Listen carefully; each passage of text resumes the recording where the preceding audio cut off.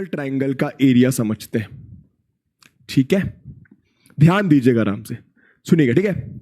सब लोग जानते हैं कि इक्विलैटरल ट्रायंगल क्या होता है। सब लोग जानते हैं कि इक्विलैटरल ट्रायंगल क्या होता है। इसको मैं ब्लैक से कर देता हूं। सब लोग जानते हैं कि इक्विलैटरल ट्रायंगल क्या होता है, ठीक है भैया? What is an equilateral triangle, जल्दी बोलो। What is an equilateral triangle, जल्दी बोलो भैया। हम सब जानते हैं एक ऐसा ट्रायंगल जिसके तीनों साइड्स सेम होते हैं। तो फॉर एग्जांपल मानो ये भी ए है, ये भी ए है, ये भी ए है, तीनों साइड्स को मैंने ए बोल दिया। दोस्तों इक्विलैटरल ट्रायंगल के डायरेक्ट एरिया का फॉर्मूला होता है √3/4 ए स्क्वायर। ये इसके डायरेक्ट एरिया का फॉर्मूला होता है। देख लो भैया, देख लीजिए भैया, समझ में आ गया? ठीक है, क्लियर? ठीक है, ये इसके डायरेक्ट एरिया का फॉर्मूला √3/4 ए स्क्वायर, ठीक है? ए क्या है? ए क्या है?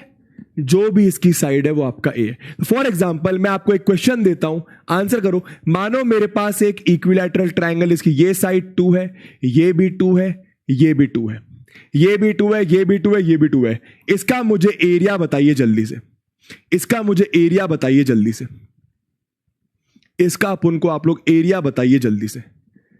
कहां से आया गुरुजी ये फॉर्मूला? वो भी अभी आपको प्रूफ करके दिखाऊंगा, वो भी अभी आपको प्रूफ करके दिखाऊंगा।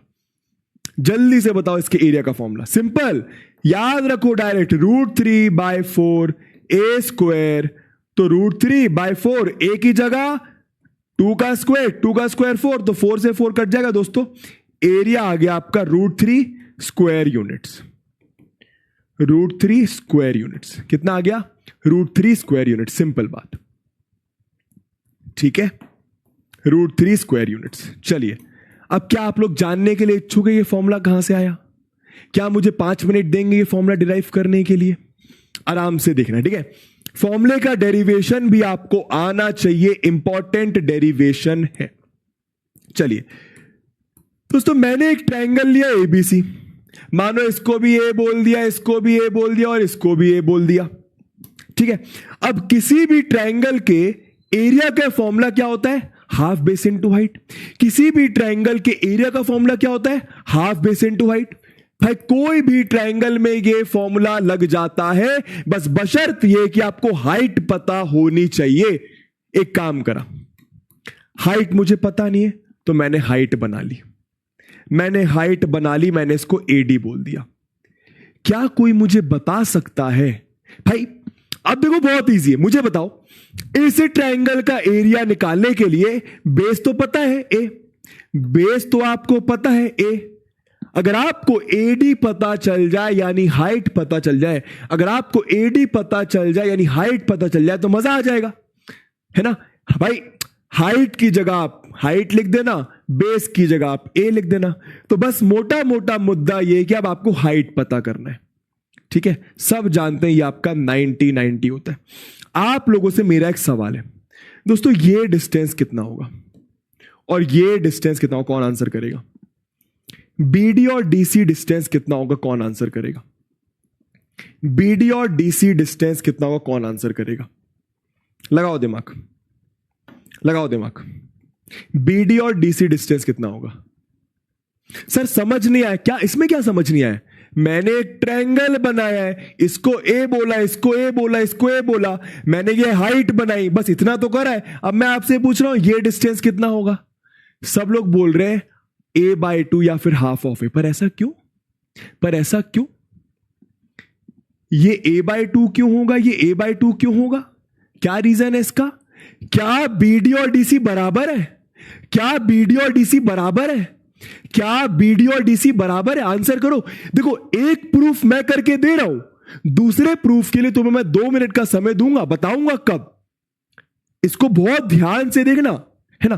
क्या बीडी और डीसी बराबर है? आप लोग एकदम सही हो, पर क्या बीडी और डीसी बराबर है? क्या बीडी और डीसी बराबर है? अभी नहीं दिया है हमें कि बीडी और डीसी बराबर है, अभी हमें नहीं पता कि बीडी और डीसी बराबर है। तो बीडी और डीसी को बराबर कर लेता हूं। अब आप मुझे बताओ कौन सा कॉन्सेप्ट तुम्हारे दिमाग में चमकता है?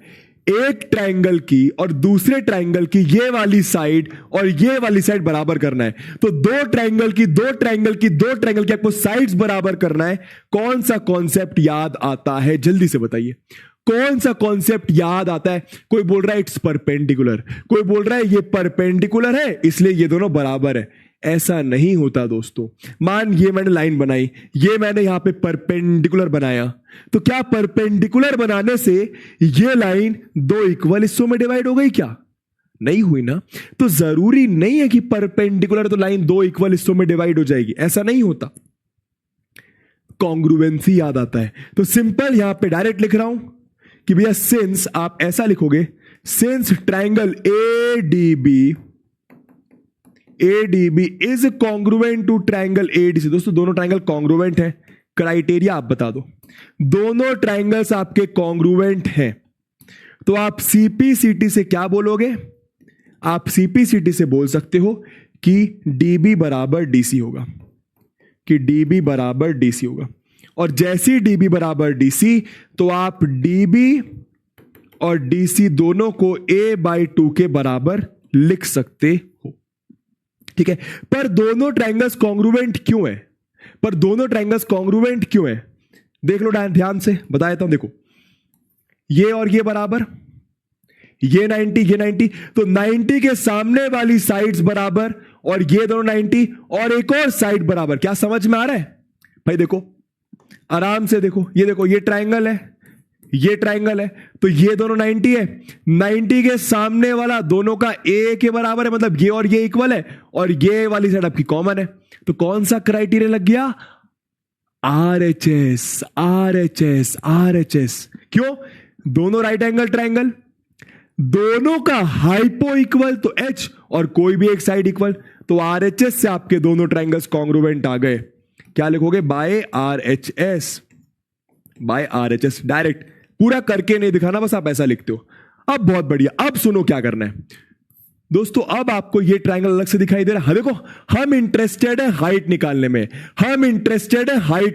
में, ये हाइट निकालने में। दोस्तों ये डिस्टेंस कितना आ गया? ये आपका आ गया a/2। ये डिस्टेंस कितना है? ये आपका a है। जल्दी से पाइथागोरस थ्योरम से मुझे ये निकाल के दिखाओ,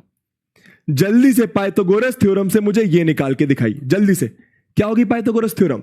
सिंपल है भैया, हाइपो का square is equals to base का स्क्वायर प्लस परपेंडिकुलर स्क्वायर। तो हाइपो कितना है? a, तो a का स्क्वायर। बेस कितना है?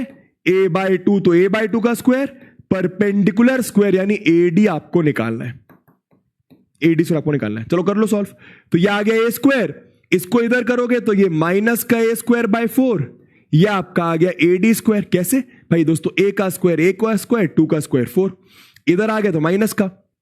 एलसीएम लोगे तो ये आपका आ जाएगा 4a² माइनस a²/4, तो ये आपका आ गया AD स्क्वायर। आगे सॉल्व करिए इसको, तो 4a² माइनस a² हो गया 3a² divided by 4 is equal to AD square. Square जब भी इधर जाएगा तो plus minus square root of 3a²/4, ये आपका AD। पर AD क्योंकि एक लेंथ है कभी भी नेगेटिव नहीं होगी, तो ये आपका आ जाएगा √3a²/4। और आप सब बखूबी जानते हो √3 आपका √3 बन जाएगा, √a² a बन जाएगा और √4 आपका 2 बन जाएगा। तो हाइट आ गई आपकी √3a/2, हाइट आ गई आपकी √3a/2।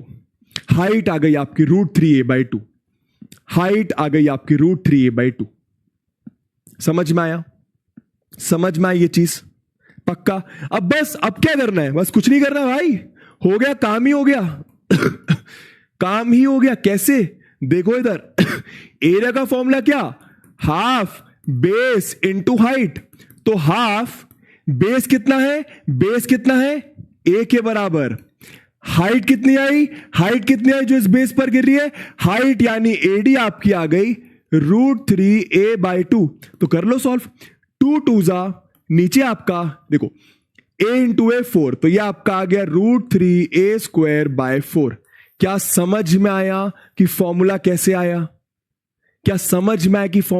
आया? क्या समझ में आया कि फॉर्मूला कैसे आया? मजा आया डेरिवेशन में?